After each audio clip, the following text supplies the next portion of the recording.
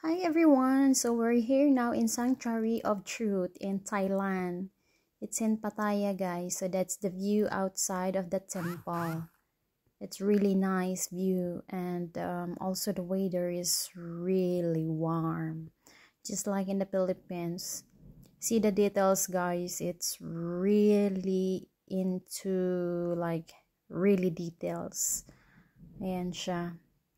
At saka pala, hindi po tayo basta-basta makakapasok na temple na to because they have some rules about wearing a proper clothes, and if you will wear skirts or shorts or even sleeveless, you can they have some, like they have a sarong, or let's say a small scarf that you can cover up. So we rented one because I wear a short dress, so it must be like a long dress you have to, or even a pants that's okay for them. So ayan guys, they have also an entrance free if you want to go inside. So it costs $19.39 if you will check online.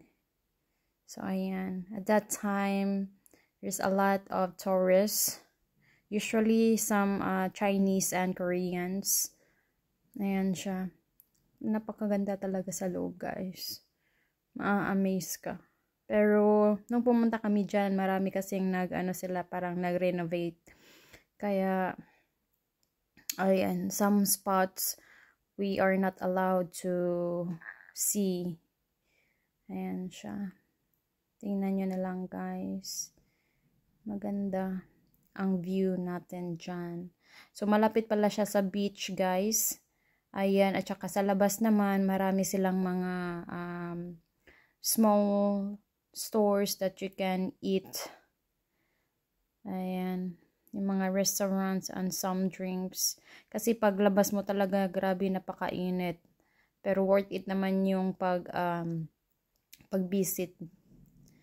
Tsaka yung hotel naman namin, it took like, I think 30 minutes to go this museum in Pattaya.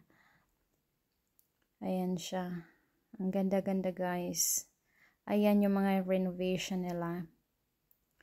So